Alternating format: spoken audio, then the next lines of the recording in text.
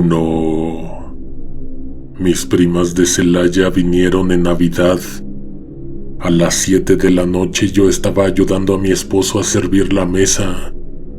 En lo que iba del comedor a la cocina, escuchaba que Nayeli estaba hablando de una tal Victoria. No me quería quedar con la duda de lo que estaba relatando. A la hora de la cena le pedí que nos contara. Nos vino con un chisme horrible, algo sacado de una pesadilla. Ella conoció a Victoria. Al principio no era su amiga como si lo era de sus otras primas que tiene allá y que yo no conozco. Un día terminaron saliendo juntas a comprar cosas y se fueron haciendo más cercanas. Una de esas veces, Victoria le contó que en un baile conoció a un muchacho que venía de un lugar cercano llamado Apaseo. Vivían a 40 minutos de distancia si el camión se iba rápido. Venía a visitarla bastante seguido, a veces 2, pero casi de regla una vez a la semana. Salían solos o con mi prima y sus primas, pero siempre que él venía pasaba a saludar a la familia de ella. Nayeli dijo que nunca los vio pelear, que según ella se llevaban muy bien y se querían mucho, pero un día Fernando dejó de ir. Victoria estuvo un par de semanas sin salir de su casa para nada y no contestaba casi los mensajes.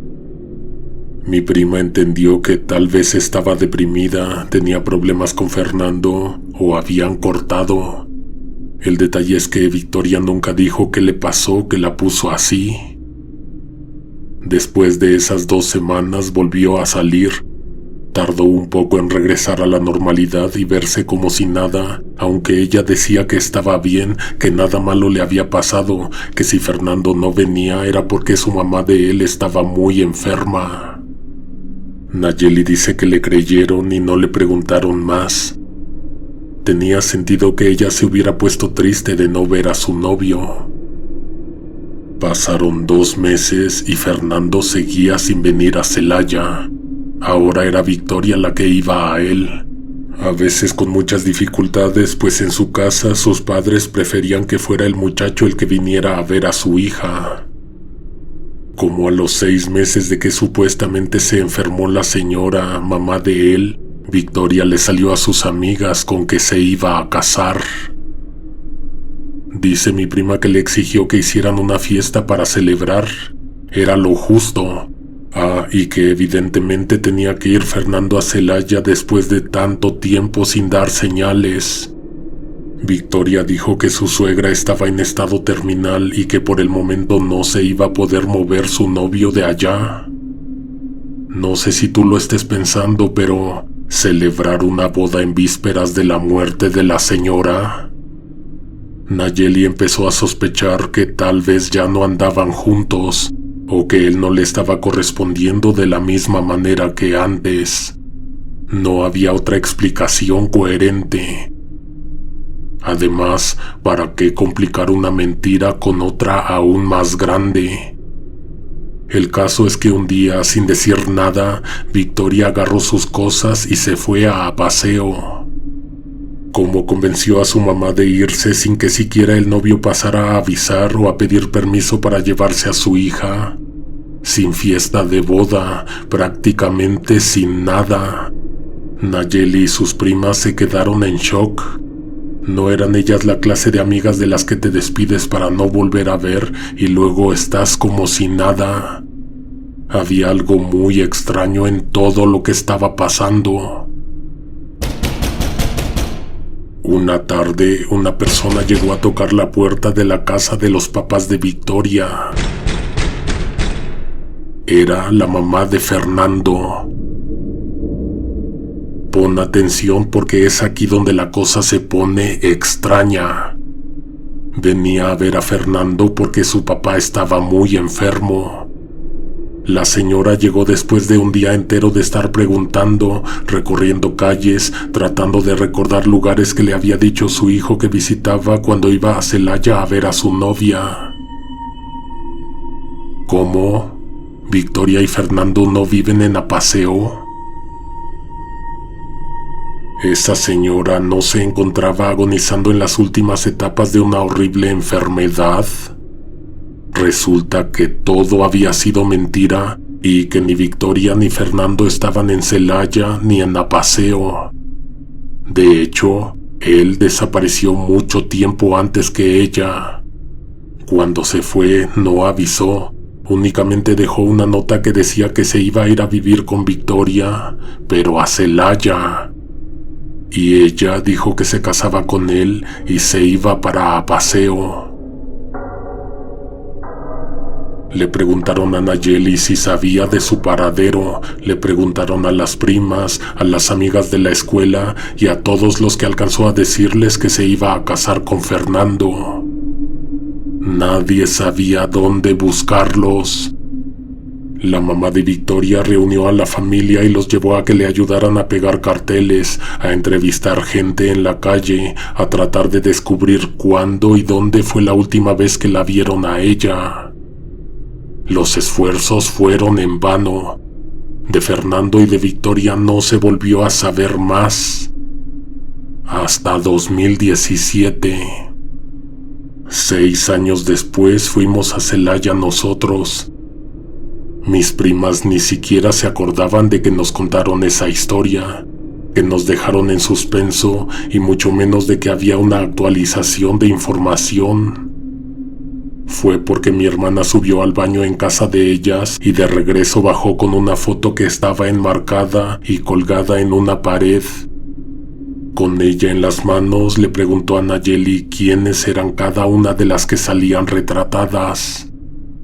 Dice Natalia, mi hermana, que no se le pasó por la cabeza a ella tampoco que una de las que estaban en la foto fuese Victoria.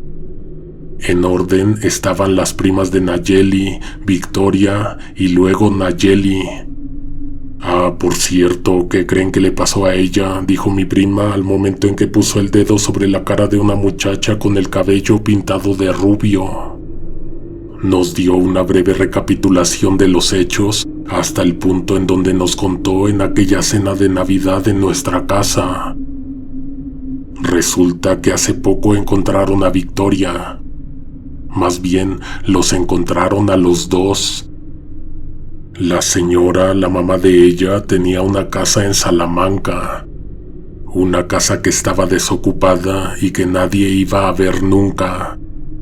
Se suponía que le pagaban a un señor para que fuera a cuidar y la mantuviera vigilada y limpia, pero resulta que el señor se murió y su esposa seguía cobrando el dinero que le mandaban y ella misma mandaba a decir a nombre de aquel que todo estaba bien con esa casa.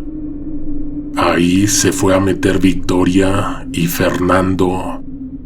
El caso es que cuando fueron a ver la propiedad porque pensaban venderla, porque nunca se les ocurrió que ahí podría estar su hija, encontraron la cosa más perturbadora jamás antes vista. Fernando tenía 6 años de fallecido, 6 años con varios meses. No se sabe si ella se lo llevó con engaños a ese lugar y ahí lo mató, o lo hizo de alguna otra manera. El caso es que después de tanto tiempo de haber dejado de existir, él seguía en ese lugar.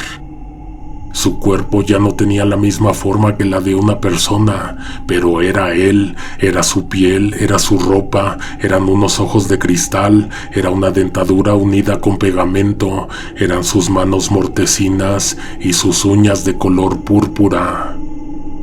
El más espeluznante trabajo de taxidermia. Ella instaló, o alguien instaló, una serie de poleas en el techo con tal de que Victoria pudiera transportar fácilmente el cuerpo de una pieza a otra. Al día de hoy, ella se encuentra recluida en una institución, y bueno, el final es mi parte favorita. Nayeli me dijo que era también la parte favorita de ella. No la pudieron acusar de asesinato porque no había cuerpo. Fue la mamá de ella y otras personas las que vieron a Fernando. No se necesitaba la ayuda de un experto para determinar que no estaba vivo ni un poco. Dicen que cuando lo desataron de las cuerdas estaba muy liviano, como si no tuviera ya nada adentro y su gastada piel solo estuviera rellena de paja, estopa o de trapos viejos.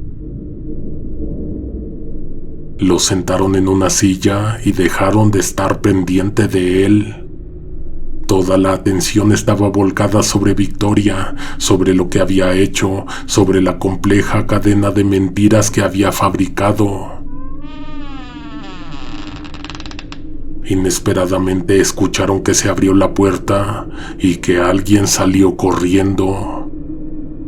Les preocupaba que fuera la chica, pero no. Al cerrarse la puerta, jamás volvieron a ver a ese espeluznante muñeco. A Fernando, pues.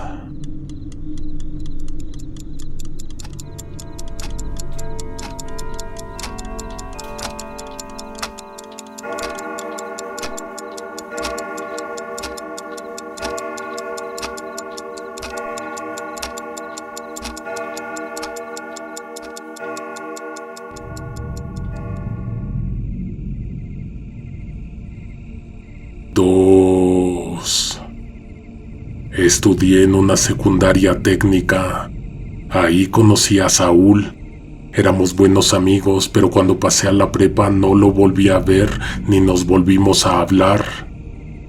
Me lo encontré hace unos años en Metro Constitución, casi 20 años después. Te juro que pensé que todo le iba a salir muy bien en la vida. El estado en que me lo encontré me dio un poco de vergüenza, por él, no por mí, porque él siempre decía que aquella secundaria era una escuela para pobres y que él iba a tener mucho éxito en la vida. Honestamente creí que me iba a pedir dinero. Lo que quería era hablar con alguien. Se veía muy nervioso. Podía notarlo en la manera en que rechinaba los dientes y se rascaba el cuello, además de que se quitaba y se ponía el reloj una y otra vez. Yo no iba presionado de tiempo, pero tampoco quería quedarme a platicar con él. Buscamos en dónde recargarnos saliendo de la estación para charlar. Lo primero que me preguntó fue si me acordaba de Dayana. No sé por qué, pero eso llamó mi atención. Más o menos me acuerdo, le dije. Solo tenía en la memoria que a él le gustaba mucho, demasiado de hecho, estaba obsesionado con ella. También me quedaba un ligero recuerdo de su cara. Si la viera en la calle, seguramente la podría reconocer. Otra cosa que vino a mis recuerdos fue que él una vez le sacó un cuaderno de la mochila, se lo robó sin que ella se diera cuenta y me contó que se dormía abrazándolo. Revivir todo eso me hizo traer a la mente la repulsión que sentía hacia él. También me hizo recordar que ni éramos tan amigos. Nadie hablaba con él en la escuela y yo era el único que se atrevía a escucharlo. Me quedó claro que sí hubo una razón por la que nunca quise volver a verlo después de la escuela. Ya que le dije que sí me acordaba de ella, me dijo que tenía que contarme que actualmente ella estaba muerta. Sentí horror y repulsión a la vez que curiosidad. Sinceramente no tenía idea de qué era lo que me quería contar. Empezó mencionando que varias veces la invitó a salir y ella lo rechazó.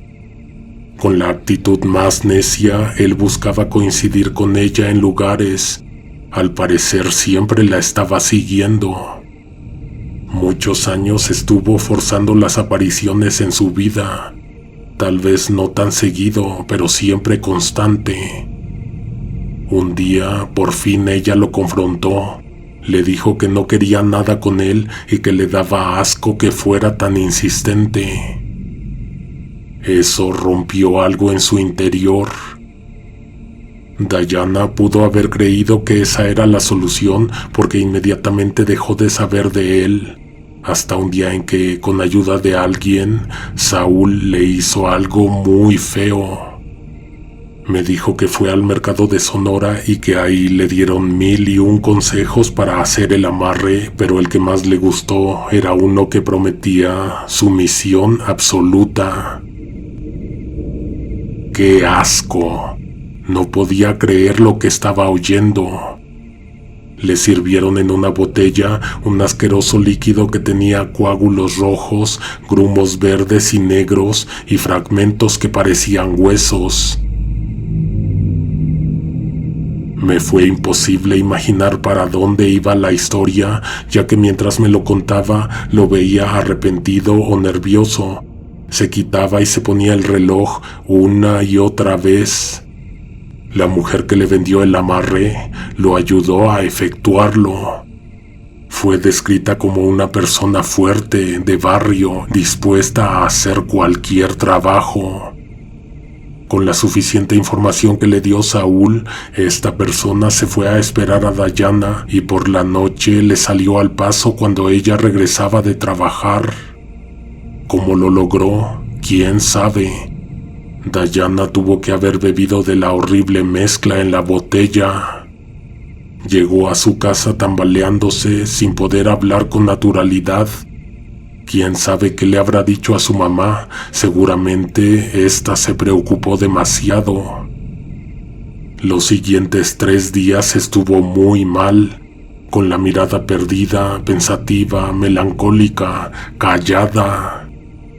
El 4.º día empezó a volver a la normalidad, o bueno, a una nueva normalidad. Sus pensamientos hacia Saúl habían cambiado. De hecho, no podía dejar de pensar en él y fue ella quien lo buscó. El amarre había funcionado de una manera insospechada y sorprendente. La chica llegó a casa de él sin avisar y acompañada de una maleta hecha a las prisas. Aquel miserable hombre estaba impactado y muy feliz. A partir de ese momento, ella no se separaba de él. Los primeros meses fue divertido, según Saúl. Después se volvió incómodo e incluso incapacitante. La manera de querer que se había instalado en la cabeza de esa mujer era nociva, destructiva y enfermiza. No lo dejaba mirar a nadie más que a ella. Él decía que eso al principio era intoxicante, magnífico, como un sueño. Pero después empezó a arruinar su vida. A pesar de que se arruinaban la vida mutuamente, él no se daba cuenta o no se quería dar cuenta. Saúl perdió el empleo, perdió la casa de sus padres. Luego ocurrió una tragedia. Uno de sus hermanos murió intoxicado por tener las hornillas del gas abiertas toda la noche. No encontraron pruebas, pero sí hubo sospechas de que Dayana tuvo que ver, ya que una semana antes ella oyó a ese hermano aconsejándole a Saúl que debía terminarla, que sus comportamientos se estaban volviendo muy dañinos. El efecto del amarre de aquella bebida preparada tenía que mantenerse presente en el cuerpo de la persona para que ella siguiera fijada en él. Para tal efecto, todas las noches, él le pedía que se sirviera en un vaso y lo bebiera. Ella obedecía. Después de lo del hermano, él empezó a reconsiderar las cosas. Probó dejando de darle de tomar la asquerosa mezcla. Eso tuvo efectos adversos y fatales. Dayana tuvo un día de mucha tristeza y al día siguiente saltó de un puente.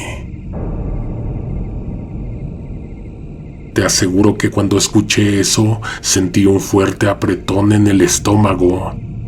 No podía creer que ese desgraciado me estuviera confesando algo que parecía un horrendo crimen. Te juro que hasta me empezaron a sudar las manos y sentí caliente la cara del coraje. Le dije que deseaba que pagara por todo lo que había hecho. Me levanté con intenciones de irme inmediatamente, pero Saúl me detuvo tomándome del hombro. «Pero sí estoy pagando por lo que hice», me dijo. Desde que murió Dayana, había alguien detrás de él, lo seguían de cerca, le ocasionaban problemas, inconvenientes. Todo el tiempo le estaba doliendo la cabeza. De pronto sentía miradas que no lo dejaban tranquilo. Le susurraban al oído, sentía manos frías tocándole la espalda de pronto. A veces en la cama lo despertaba un apretón que le venía por la espalda, como si unos fríos y fuertes brazos de acero lo estuvieran constriñendo en una sola posición. ¿Quién más podría estarlo abrazando como lo abrazaba ella, solo que ahora con la frialdad de un cuerpo muerto? Todo el tiempo, absolutamente todo el tiempo, según él, Dayana estaba cerca, observándolo. «Mira, está ahí, nos está viendo», me dijo y señaló hacia la columna de unas escaleras. Yo no vi a nadie. No sé, creo que fue eso lo que me hizo darme cuenta de que a lo mejor se había vuelto loco o estaba con un serio problema de abuso de sustancias. ¿Sabes por qué te cuento esta historia? Porque lo que él hizo fue algo asqueroso. Saúl arruinó su vida como tenía todo el derecho de hacerlo, pero también arruinó la de alguien más. Además me siento tranquilo porque sé que sí pagó por lo que hizo, porque al día de hoy él está muerto. Dijeron que se aventó o que alguien más lo aventó a las vías. Ese día que nos encontramos en el metro, cuando terminó de contarme lo que hizo y lo que le pasó, se esperó a que yo le dijera algo, pero la verdad es que yo no quería involucrarme en ningún asunto relacionado con él. Se le pusieron sus ojos rojos, como si estuviera a punto de llorar, pero no me dijo nada. Se dio la vuelta y se fue. Cuando se iba, se le cayó el reloj que todo el tiempo estuvo jugando, quitándoselo y poniéndoselo una y otra vez. Estuve a nada de gritarle que regresara por él, pero la verdad es que preferí terminar cualquier interacción con esa persona. Entonces alguien pasó caminando a mi lado con una presencia helada. Me sentí nervioso, ansioso y con mucho pesar, sin motivo aparente, aunque era claro que esa persona que me rozó el hombro me lo había provocado. Era una mujer que pasó cerca de mí, pero se siguió de largo. En donde se le cayó el reloj a Saúl, ahí se agachó ella y lo recogió. No me vas a creer, era Dayana. No se veía como en aquellos días de secundaria. Su piel lucía entre azul y gris, sus manos, sus uñas, su cabello y su mirada muerta. Dayana tomó el reloj e inmediatamente se incorporó y se fue caminando tras de aquel hombre que iba subiendo las escaleras del metro.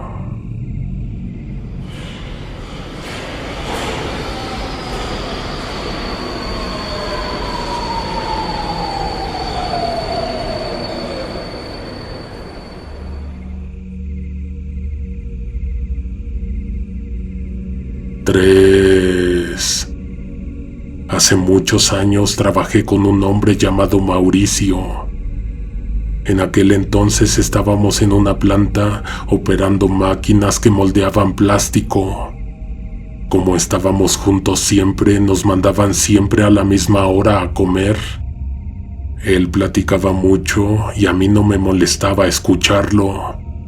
Cuando ocurrió esto que te voy a contar, las aplicaciones de citas acababan de nacer. Ahí conoció a una muchacha llamada Silvia. Me acuerdo todavía de ese nombre y me da terror. Cada que se veían, él me contaba qué hacía con ella, que salían al cine, que iban a la plaza, que paseaban los domingos. Me decía que a veces se peleaba con ella, que a veces se la pasaban muy bien. Mauricio siempre me contaba que se le hacía muy raro que a 4 meses de haber empezado a salir, nunca se había quedado a dormir en casa de ella. Sí habían tenido intimidad, pero en casa de él y durante el día. Jamás y por ninguna circunstancia ella lo invitó a su casa a quedarse. Cuando parecía darse la oportunidad, ella llamaba a un taxi de sitio y lo mandaba de vuelta. Tampoco salían de noche, nunca se habían visto pasadas las 9. No pensó que fuera un vampiro o algo así, espero que tampoco tú lo pienses. Él creía que había algo que a ella le daba pena, como vivir con sus papás. También llegó a pensar que esa mujer estaba casada. Cuando él le preguntaba por qué, ella decía que porque de noche sufría fuertes dolores de cabeza que la hacían desmayarse, vomitar, retorcerse en el piso, y no quería que él viera eso. Una tarde él buscó la manera de hacerse invitar a la casa de ella y pasar la noche a su lado, todo como resultado de un intrincado plan que llevaba construyendo unas semanas. ¿Cómo lo hizo? Fingió sentirse mal. Ella le habló a alguien de la familia de Mauricio para que fueran a recogerlo, pero ellos ya sabían que él estaba tramando algo, así que a pesar de que dijeron que sí, nunca fueron por él. Silvia estuvo a punto de llamar a una ambulancia, pero se contuvo. Le dijo que le iba a arreglar una recámara aparte. ¿Por qué no podemos dormir juntos? Me siento mal, me vendría bien que me abrazaras toda la noche. Te repito que Mauricio me dijo que ya había estado bajo las sábanas con ella, totalmente consensuado, y que no tenía intenciones de faltarle al respeto ni hacerla sentir incómoda. Solo tenía mucha curiosidad de enterarse qué era lo que ella escondía. Antes de irse a dormir, Mauricio fue al baño. Cuando pasó por la recámara de ella, puso un pedazo de algodón en la cerradura, esperando que esto impidiera que Silvia cerrara la puerta. Él se levantó a las 3 de la mañana. Estuvo un rato sentado en el borde de la cama, pensando en que estaba a punto de romper los límites, que iba a hacer algo malo, que algo así podría romper la confianza. Solo me voy a asomar, se dijo para tratar de tranquilizarse. Fue despacio hasta la habitación de ella. Antes de empujar la puerta, se quedó viendo hacia el umbral, de donde salía una luz débil. Podría estar despierta, podría ser una de esas personas que duermen con una lámpara encendida. Empujó, abrió, entró. Su cama era como las camas que hay en un hospital, inclinada ciertos grados. La luz de la recámara no iluminaba bien la pieza. Era una lamparita conectada a la pared que solo servía para que no hubiera oscuridad total. Ahí estaba ella, casi sentada, cargando algo, apretando entre sus brazos un bulto que bien podría haber sido un bebé. Mauricio se acercó para ver qué era lo que tenía ahí, si eso era el motivo de las restricciones. Tal vez Silvia no quería decir que tenía un hijo. Lo lamento, no era un bebé. Mi compañero se horrorizó y dijo que sintió que se iba a desmayar de la impresión. En la cama había un cuerpo sin cabeza. Era el cuerpo de Silvia. Bajo las sábanas se podía apreciar una silueta que iba de los pies hasta los hombros. Una silueta que extrañamente se hinchaba al respirar. A mitad del cuello ya no había nada, la almohada se encontraba vacía. La cabeza estaba por ahí, aunque no exactamente donde debería estar. Era eso lo que tenía sobre el pecho, Silvia abrazaba su propia cabeza. El gran susto le provocó a Mauricio un suspiro que intentó ahogar con las manos. Eso la despertó a ella. La cabeza de Silvia abrió los ojos y yo no sé tú, pero es la imagen más desconcertante y perturbadora que se me ha pasado por la mente desde aquel entonces hasta el día de hoy. Mauricio me contó que salió del cuarto, salió de la casa y nunca volvió a buscarla. Ella sí, un poco, al menos durante unos días le estuvo mandando mensajes a su celular. Uno de ellos que decía: el que busca, encuentra.